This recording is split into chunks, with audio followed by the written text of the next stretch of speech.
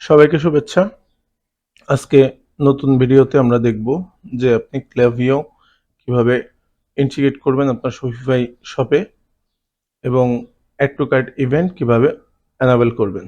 তো চলুন শুরুতে আমরা এই ওয়েবসাইটটা আমি অলরেডি ইন্টিগ্রেট করে রেখেছি ক্লায়েন্টের জন্য। তো সেটাই আপনাদেরকে আমি এক্সপ্লেইন করব। তো চলুন শুরুতেই আমি যেটা দেখে এইটা করেছি সেই টিউটোরিয়ালটা আমি ওদের অফিসিয়াল যে টিউটোরিয়াল সেই টিউটোরিয়ালে আমি চলে যাই। তো প্রথমেই যেটা বলতেছে যে অনলাইন স্টোর থিমস, তারপরে কাস্টমাইজে গিয়ে হোম পেজ ড্রপ ডাউনে যেতে।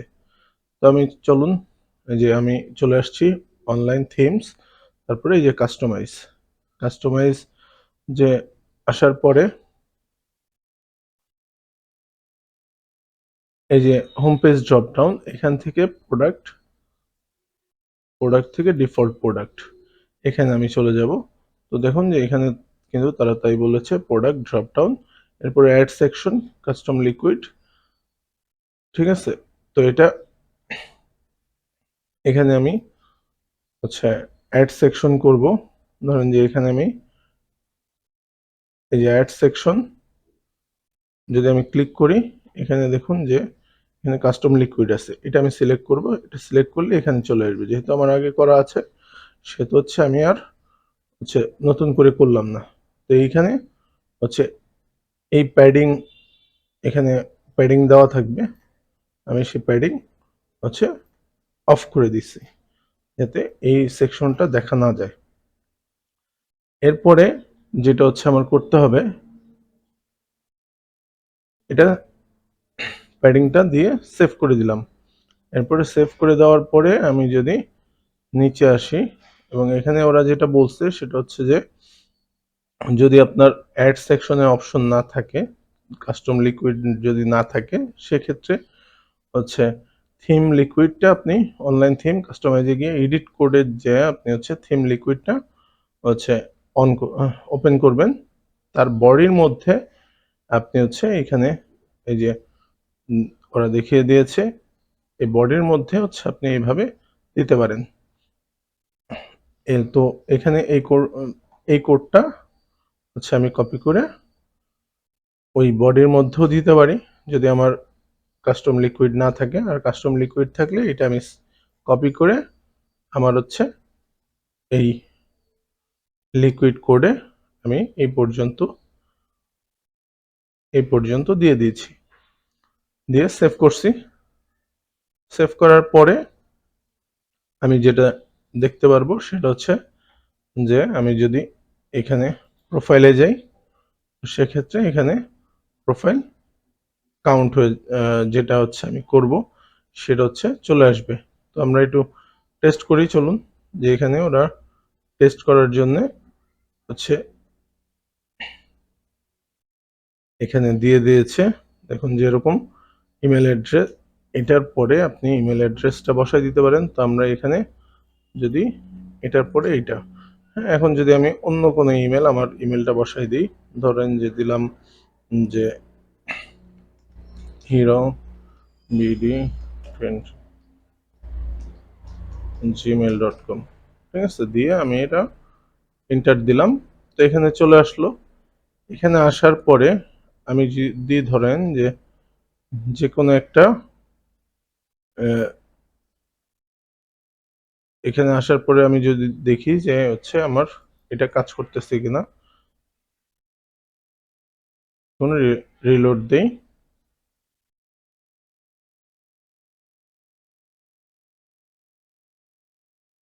এটা কাজ করতেছে না। ঠিক আছে, আমি যদি ধরেন যে এখানে যে কোনোটা অ্যাড টু কার্ট করি, তাহলে আই থিঙ্ক এটা কাজ করবে।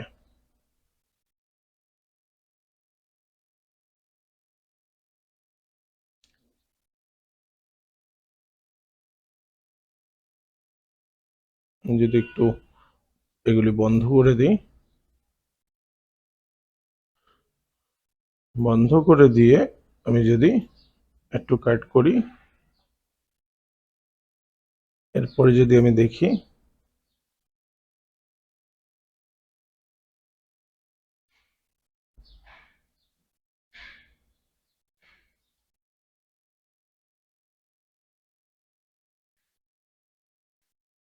এটা কাজ করতেছে না,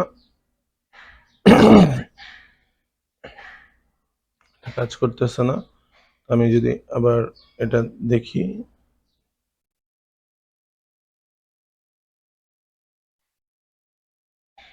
বসানোর পরে এখানে অন-সাইট ট্র্যাকিং, নেভিগেট এর website, home page following URL replace.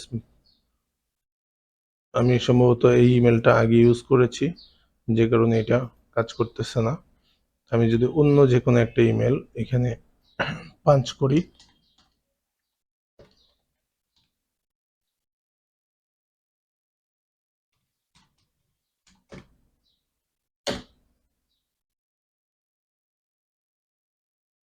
দিলাম, রিলোড দিই। এবার যদি আমি অ্যাড টু কার্ট করি,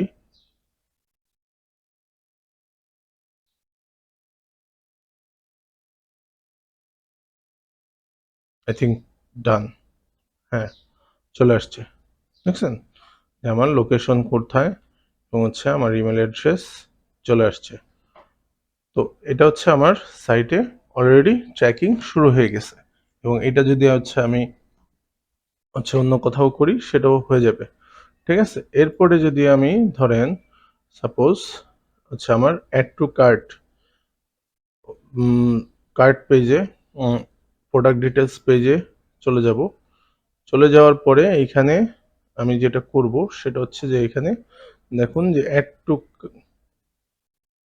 কার্ট যে বাটন আছে, এই বাটনে একটা আইডি থাকবে, ঠিক আছে। এই যে আইডিটা দেখুন, আমার এখানে এই আইডিটা আছে, এই আইডিটা আমি কপি করব। কপি করে নিয়ে আমি হচ্ছে এখানে পরের স্টেপে চলে যাব। পরের স্টেপে যেটা আমি করব যে এখানে পরের স্টেপটা হচ্ছে এটার মধ্যে এই যে আইডি, এই আইডির মধ্যে আমার ওই আইডিটা পেস্ট করে দিব, পেস্ট করে দিয়ে এটা আমি কপি করে আমার সেই একই জায়গায়, সেম জায়গায় যদি হচ্ছে আমি এখানে দেখুন যে এখানে আমি পেস্ট করে দিয়েছি, ঠিক আছে। একই স্ক্রিপ্টের মধ্যে সেহেতু হচ্ছে আর একই স্ক্রিপ্টের মধ্যে রেখে দিয়েছি। তো দিয়ে সেভ করছি। এখন যদি আমি এইখানে অ্যাড টু কার্ট করি, দেখুন এখানে যদি আমি অ্যাড টু কার্ট করি তাহলে হচ্ছে এটা এখানে তো প্রোফাইল যেটা আসছে সেটা কমপ্লিট হয়েছে। এরপরে আমি যদি ম্যাট্রিক্সে দেখি, ম্যাট্রিক্সে দেখুন যে on site, active on site already আছে, ঠিক আছে।